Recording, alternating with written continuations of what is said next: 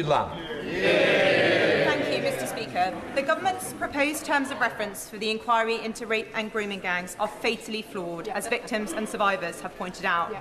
They won't address the role that race and religion played in motivating these crimes. They won't lead to prosecutions for those involved in the cover-up. And they won't even investigate all cases, only a select few. The consultation on these terms ends this Friday.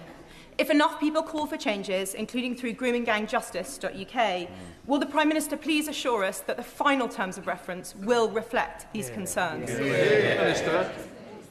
Forgive me if I don't take suggestions from the honourable member who said people legally and settled here should go home to ensure that the UK is culturally coherent.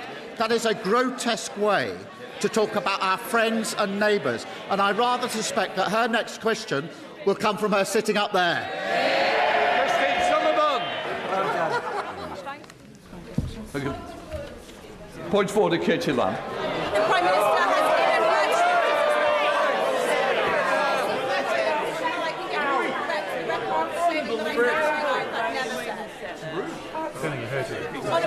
On a point of order, Mr. Speaker, I believe the Prime Minister has inadvertently misled the House. I seek your guidance on how to get him to correct the record for claiming I said something I, in fact, did not.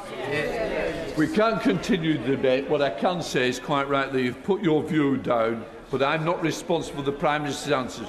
If inadvertently it wasn't right, it is up to the individual to correct it. Wow, Keir Starmer just showed us exactly who he is, didn't he? Faced with an incredibly serious question about one of the most horrifying scandals in British history, what does he do? He completely dodges it and resorts to a straight-up fabricated smear. Let's look at the facts the MP laid out, because she was entirely spot on. She correctly pointed out that the government's terms for the grooming gang inquiry are fatally flawed. Why? Because they deliberately won't address the role that race and religion played in motivating these crimes. They also won't lead to prosecutions for those involved in the cover-up, and will only investigate a select few cases instead of all of them. This isn't an inquiry, it's a mop-up operation designed to protect the establishment. And instead of offering reassurance to the victims who have been ignored for decades, Starmer panics. He gets super defensive, saying, "Forgive me if I don't take suggestions from the honourable member." And then he completely invents a quote, claiming she said people legally settled in the UK should go home to make the country culturally coherent. He even has the nerve to call it a grotesque way to talk about our friends and neighbors. You know what's actually grotesque, Keir? Watering down a grooming gang inquiry and ignoring a systemic cover-up just to protect your political image. But the absolute best part is that the MP didn't just sit there and take his nonsense. She immediately fired back with a point of order, dropping the absolute hammer.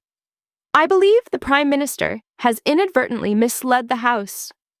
She demanded he correct the record for claiming I said something I in fact did not.